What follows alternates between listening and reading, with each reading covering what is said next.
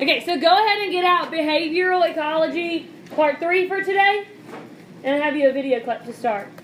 Maybe the most violent giraffe fight ever caught on tape, for those of you who keep track of such things. Stunning video from the Discovery Channel shows 2 giraffes using their 6-foot-long necks as weapons to go after each other. ABC's Paula Ferris has the story.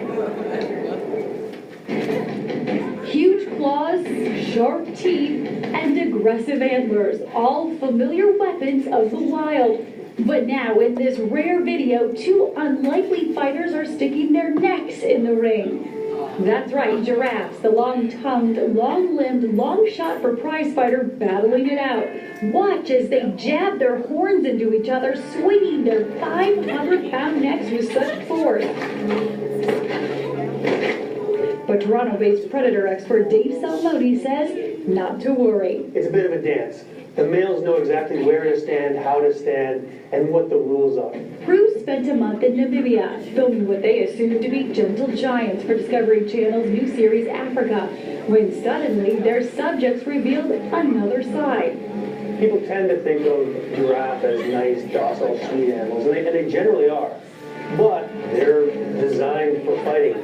These 2 males are fighting over territory and likely a mate, but not to the death. The smaller, probably younger male will end up losing the fight, go away, get bigger, and then he'll get his chance next season. So while we may expect fights from predators like these bears caught in a backyard brawl, or this lioness lunging at the camera, just remember, a deceivingly cute face like this munching on leaves may be bulking up for battle. For Good Morning America, Paula Ferris, ABC News, New York. That just hurts. Okay, so I'm obsessed with these shows. like Thursday and Friday of last week, today is your 3rd day of behavioral ecology, and then we're done with behavior. This is probably the most interesting of the behaviors, though. So you saw the giraffe fighting. Somebody tell me, what are they, like, why do animals fight? They're fighting for territory, so they're fighting, okay, what else? They're fighting for mates. They're fighting for females. Good.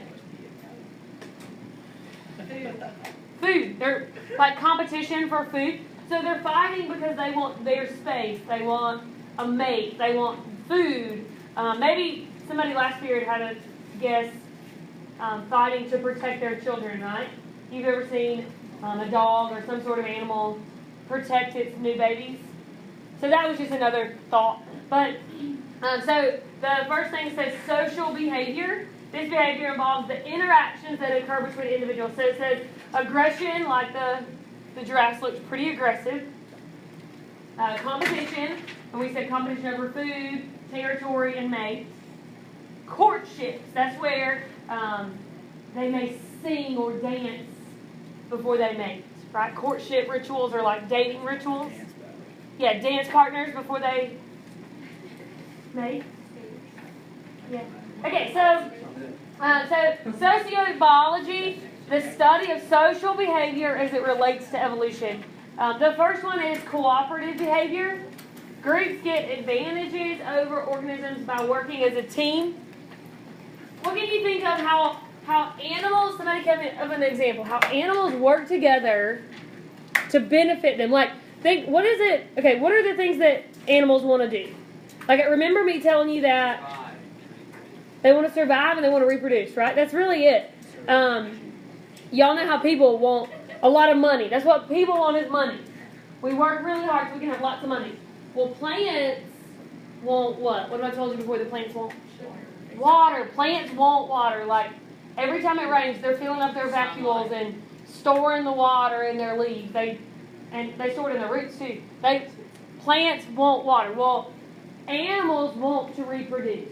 Like, they want to get food, but they want to reproduce also. And remember me saying, I don't know if I said it in this class, but like survival of the fittest doesn't necessarily mean the strongest. Doesn't necessarily mean the biggest or the fastest. What it means is survival of who can have the most babies. So what organism, what species, like they want to be able to reproduce. So if we say that this organism is more fit than this organism, what that means is they're capable of passing on their genes. So if you have, like if an animal has a disorder, and it can't have children, like it dies when it's young, then it doesn't get to pass on its genes, so it's not fit. If it dies, because of the weather conditions, then it's not fit to pass on its genes. Does that make sense? Yes, does that make sense? Okay, so all these things are behaviors based on how to survive. So the PowerPoint says Hershey and Chase, but what did they do? They worked together. That's why I put them in there. They worked together to do what?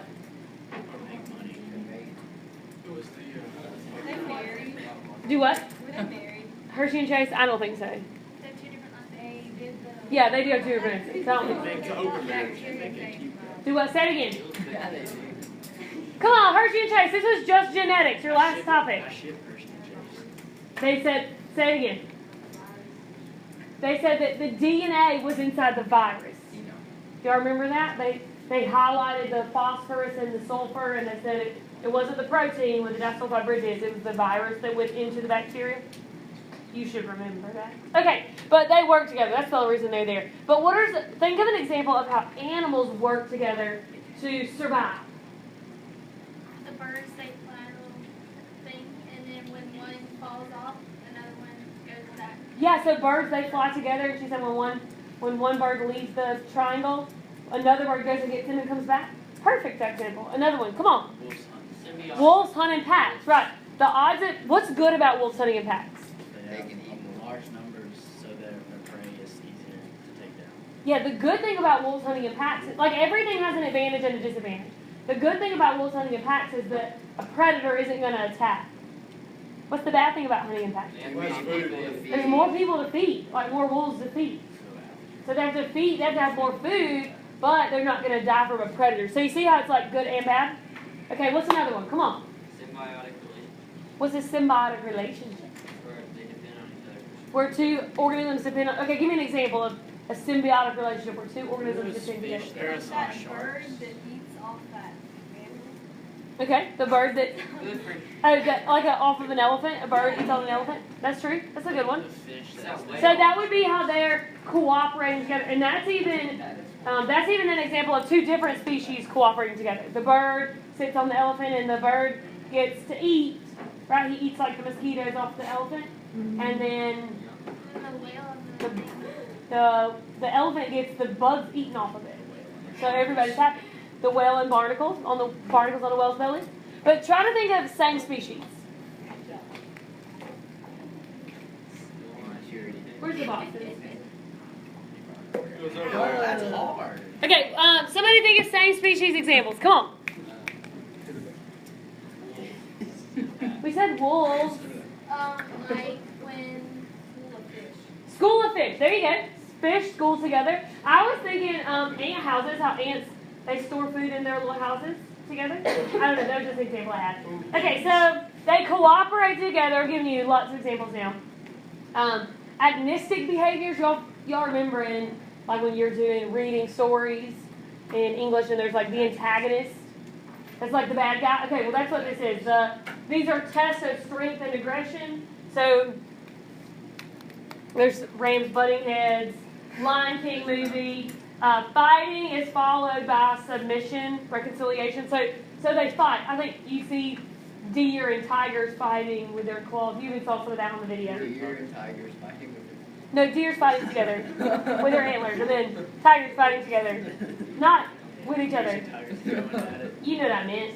Okay, dominance hierarchy, also referred to as pecking order. Okay, so you can probably think. Somebody give me an example. What's a type of animal where there's like the alpha male or roosters? Alpha male. The leader of the pack. Lion. Yeah, there's an alpha male in the lion, and it's normally the largest male. And that's the one. The largest male has his choice of who he wants to mate with. So like the alpha lion could have any of the females that he wanted. He gets to pick. Why do you think that? Why is that evolutionary benefit? Like why does the biggest genes, the strongest lion gets to have the kids? Does that make sense? So the stronger one gets to pass on its genes. I know queen bees are that way. The queen bee is the largest female bee, and she like doesn't have to do the work. All the worker bees in a hive do all the work, and the queen bee, she gets to mate with all the boys. All the boys mate with that one girl. Pretty much. That's on. But with the queen bee, so the one female mates with all the boys. So she's like the queen bee. And she also doesn't have to do as much work, I think, from what I understand. Okay, so dominance hierarchy, we said pecking orders, alpha, beta, gamma. Okay, territory. Lion, they will fight if you get on their territory. What's pecking order? Who's pecking a lot? Dominance hierarchy was like a pecking order. Okay, so territory. I always think about a dog, how it uses the bathroom in the like a little bit here and a little bit here and a little bit here. Like, does anybody else's dog do that? And they're marking their area with their smell, their pheromones. Can you think of another example of territory? My dog, I think it's near and growls. Oh, really? She's at her pig, it's near her dog. Your dog growls? Don't mess with it. I'm the dog today. Okay. So reasons for the behavior of territory include food, mating, water. Usually something that's limited. Like there's a limited amount of food, limited amount of water, limited amount of space. Small number of niches leads to number control. So they want to mark their territory so that they can reproduce. They want to eat so that they can reproduce. Okay, and then courtship. I think it's the cutest little things. But you've probably heard before, like in the peacocks when they open up their big pretty feathers, the really pretty ones are the boys. And the girls get to pick what boy they want to mate with. So it's opposite in humans. Females, we are not supposed to call first or text first, or they're supposed to ask us on a date, right? Come on, your mama raised you that way. I'm just kidding, but she should have. But in birds, it's opposite. Like the female picks the prettiest bird, and the prettiest based off how they sing, the prettiest song bird, right? So and I feel like in humans, it's opposite. Girls, we wear makeup and dress cute, and the boys just dress however and don't even brush their hair. And the boys get to pick the prettiest female, right? Like based off look. Well, in animals, it's all different. Okay, so I have you some videos of this.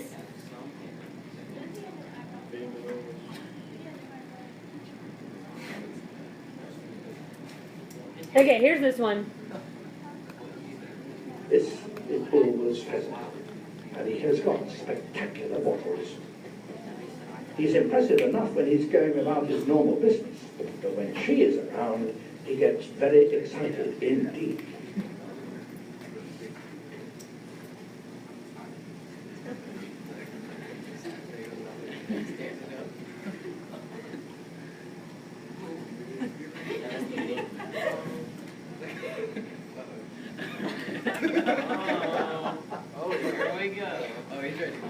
Impressive though he is, she is very critical.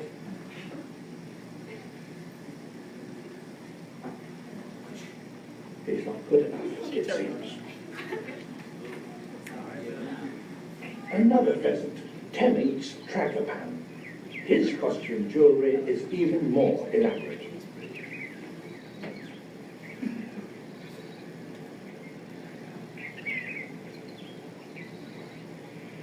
And if you've got it, why not flaunt it?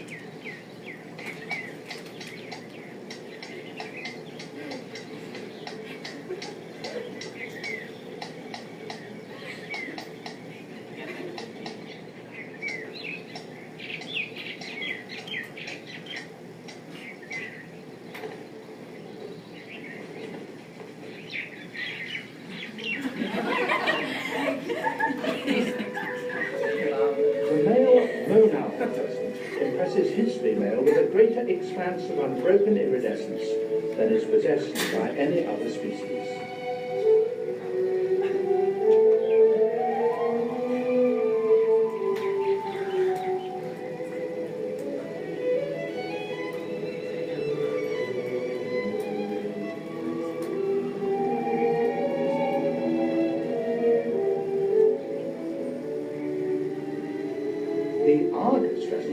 the largest of all tail feathers, and wing feathers that are certainly as spectacular.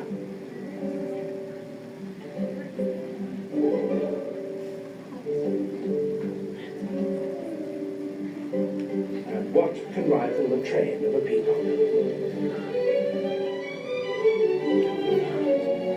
The costume put on specially for courtship dances by the African widow bird may not be quite as extravagant and unwieldy as those of the pheasants. But the widow bird displays by flying with his.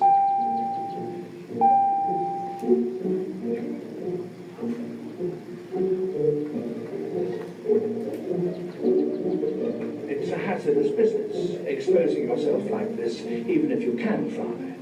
You're making yourself an easy target for a hawk, and there are many around on these grasslands in Kenya.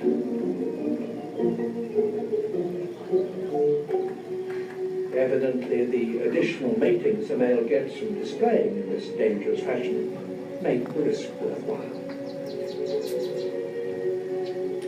So I think that last thing he said was really important. Did you see how when he flies like that, the chances of a predator getting him are high?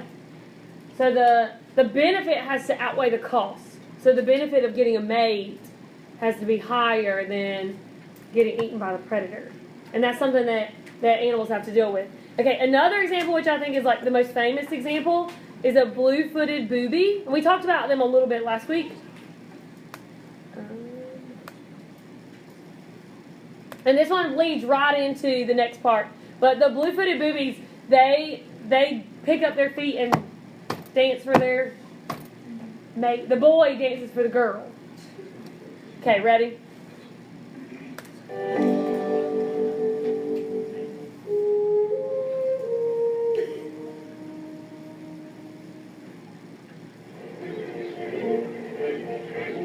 Aren't they so cute? On the Galapagos Islands, No. blue-footed boobies are just starting their families. Did y'all hear him say on the Galapagos Islands? That's where Darwin studied. He studied all around, he studied turtles and finches. Finches are birds. All around the Galapagos Islands. Just thought I'd throw that out there. Okay, now watch.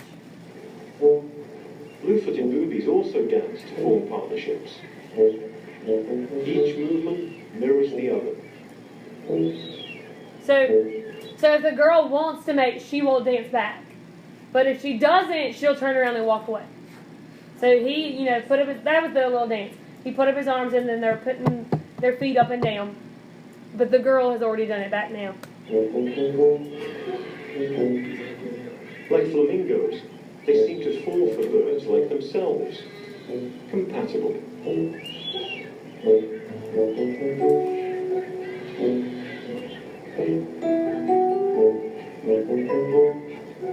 Booby means cloud. Their big blue feet are an important part of the costume. Blue feet are important because the blue colour is hard to make, especially if the birds are in poor condition. It's an honest indicator of good health. So, they show them off.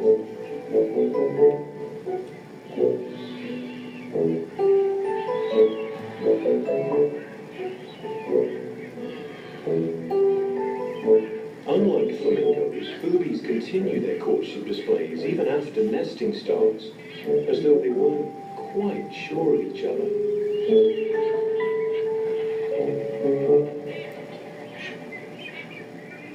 And then, while their partners are away feeding, both sexes flirt with their neighbours.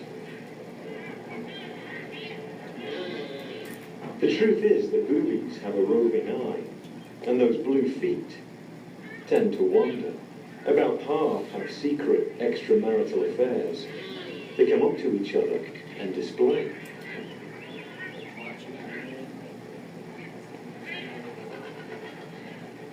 And one thing leads to another.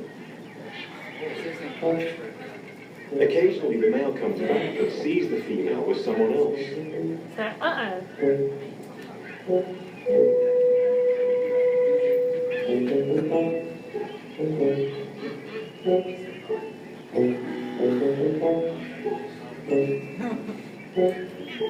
She quickly returns to his side. he doesn't react. They display, as they always do, affirming their relationship and never split up.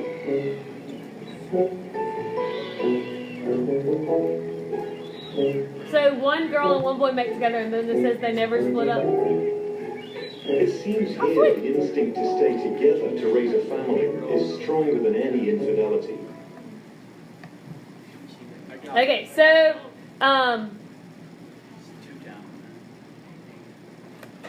so you saw their little courtships.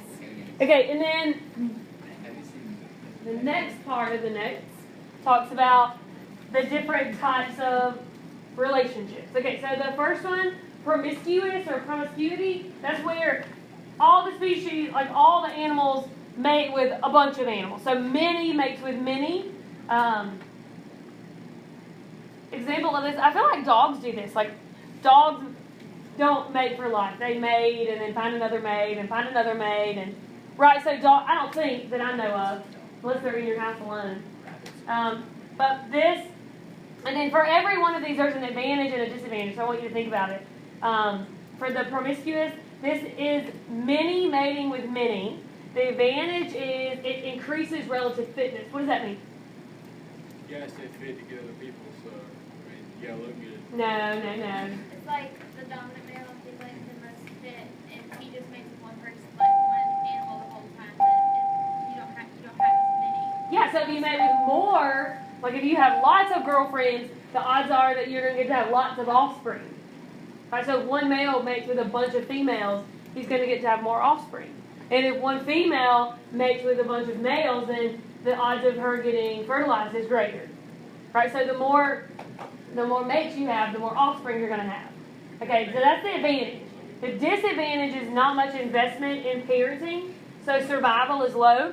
I always think about Nemo in this when, Nemo had all the baby eggs and only he lived. So with fish, not Nemo's story, but in real life, fish have low parenting or no parenting. Like they lay the egg and then the mama swims away and the baby and the mama never even meet. Right? So parenting increases survival rates. Like if you take care of the offspring, then they're going to survive longer. So like humans, we take care of our offspring. That's why your mamas are still making sure you're at school today. Right? Because humans take care of offspring. So the advantage, you have more children. The disadvantage, there's no parenting. Does that make sense to you with no parenting? Like like mammals, they feed their offspring with milk. Well, fish don't do that. So more offspring, but no parenting. So parenting is a good thing because parenting is going to increase survival. Okay, the next one is monogamous. That's where, they mate for life. Like I said on the video, the blue-footed boobies do. The girl and the boy, they stay together. But then she kind of cheated on him for a second. So, whoop. It's like he doesn't care.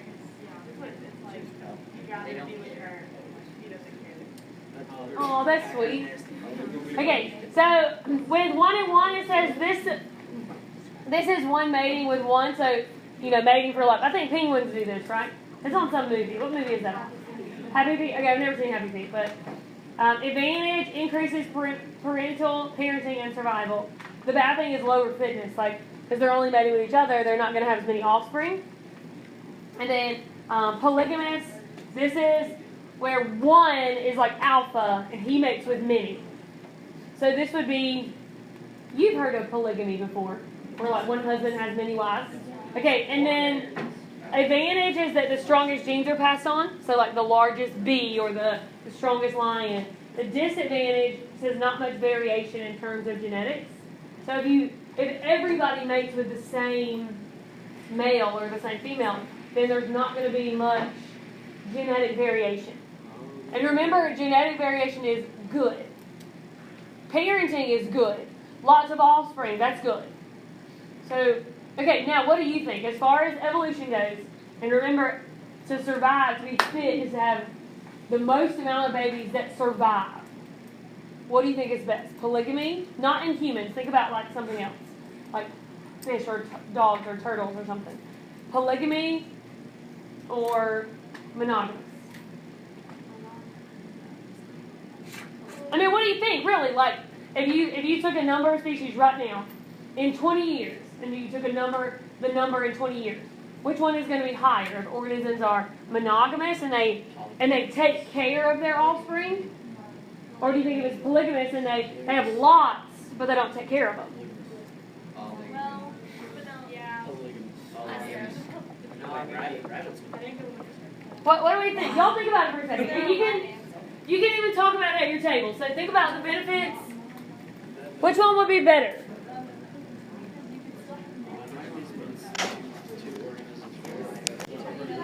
Okay, what do we decide? What do we decide? What's going to be more beneficial to the offspring? Monogamy. And that's the correct answer. More beneficial to the offspring would be monogamy. Because if you're parented, then you're going to get food and you're going to learn how to fight and learn how to defend yourself. However, I think we can all agree that you can see the benefit to both. If you're trying to increase your numbers, you can see the benefits of both, yes? Okay, and then those next two words, you know those words because of our prefixes and suffixes. Poly means many. Many, G-Y-N, female. Guy means female, so this is one male with many females. That would be like the alpha male. Okay, and then polyandry, A-N-D-R-Y. A-N-D-R-Y means male. So polyandry, this is one female with many males. Y'all see those two words? So that should be, you should know right off the bat. Many females, that's going to be with one guy. And then many males, that's going to be with one girl. Okay, signals. These are behaviors that cause a change in another organism's behavior. So when one organism does something, it causes another organism to respond. And that's why at the very top, the things you should already know, y'all remember a signal is a ligand. A signal like a hormone, a chemical message. That's the first step in, what are those three steps called? Reception. Signal transduction. Reception. No, reception. Transduction response. Good. Okay, so the signal conveys communication. So visual, auditory, pheromones, tactile. This is like warning. So one animal warns other animals, or one animal shows anger and it makes the other one show anger. So example, round downs of bees. So when bees start to round around their hive, this indicates location of food that is less than 50 meters away. So when they start to swarm, and then the waggle dance of bees, this indicates location of food that is greater than 50 meters away. Y'all saw that on the Prezi, the waggle. Did y'all see the video that said waggle and it was on the bees? Was it this class that talked about how the flies mating and it was like, it gave a warning that it was inappropriate in the video? Yeah. It wasn't on class. Well, that was on the Prezi. I thought that was funny. It was like warning, explicit behavior, and then it was the two flies mating. It was funny. Okay, and then the last one. So y'all got signals. I always think of like a dog. When a dog like shows its teeth and gets angry, the other one gets angry too. Hey, male humans do that. If one man says something, the other man grumpy too. Females do that too. We get angry when somebody's sassy with us. What was it? Right? Okay, altruism. This is the unselfish behavior that is for the benefit of all. So, worker bees supporting the whole economy, where one organism helps the others. This can be influenced by relationships, like husband and wife, or protecting like the mom protecting their kids, her offspring. And then I have a video on this too.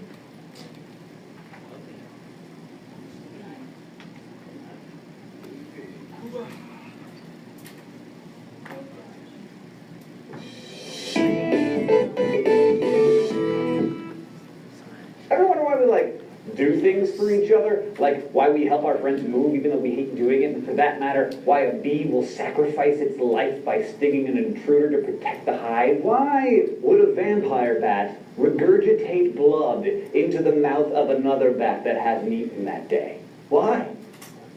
That's Very kind of nice sweet. vampire bat, I guess. Ugh, that's gross in like so many ways. It turns out that this is actually a pretty big question. Things like this have been stumping scientists for years. Charles Darwin thought that altruistic behavior was a potentially deal-breaking flaw for his theory of natural selection. If the game was survival of the fittest, natural selection couldn't possibly favor a behavior that made us less likely to survive. Or could it? Darwin studied beehives and realizes that since sterile worker bees were helping their blood relatives, especially the queen, natural selection might favor altruism within related groups. 100 years later, in 1964, a British scientist named William Hamilton actually came up with an equation to explain this. He figured altruism could evolve as a trait if genetic relatedness times the benefit of the action was greater than the cost of the individual. In other words, since some behavior is hereditary, greater than the cost of the individual. In other words... Okay, oh man, I wanted to look at that again. Okay, let's just talk about this formula. So it says, what did he say the R stood for? Relationships, relative. You gotta listen. Okay. Of the action was greater than the cost of the individual. Genetic relatedness times the benefit of the action was greater than the cost of the individual. Okay, so the relatedness, how they're helping each other out, be the bat vomiting blood, that's kind of gross, but kind of nice. Yeah, if you were hungry and I vomited in your mouth so you get food. Okay, maybe not. Just kidding, just kidding. Kidding. But times the benefit is greater than the cost. Did y'all hear he talked about the worker bees? They're sterile. That means they don't have babies. That means they don't mate. So the worker bees were all sterile. They didn't mate or have babies. All work to help the queen bee.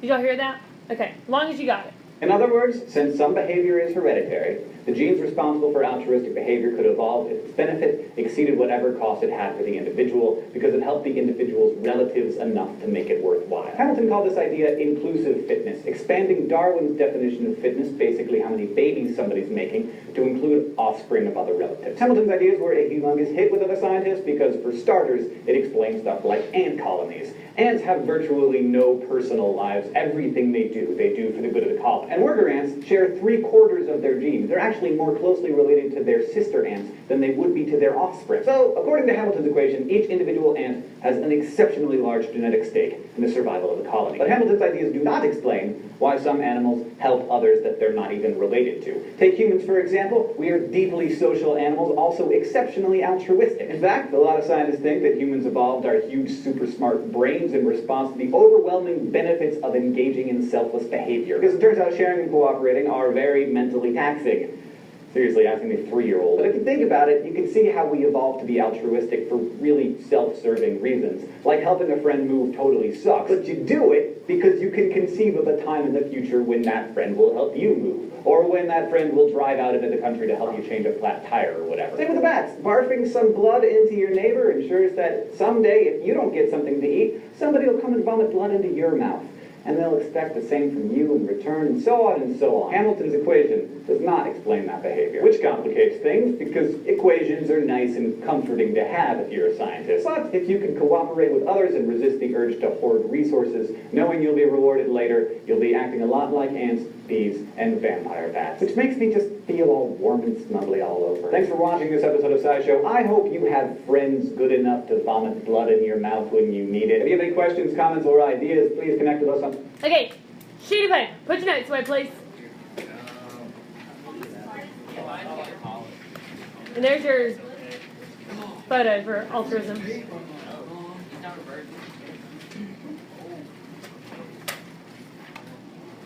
Okay, grab a sheet of paper. Make sure you answer all the parts.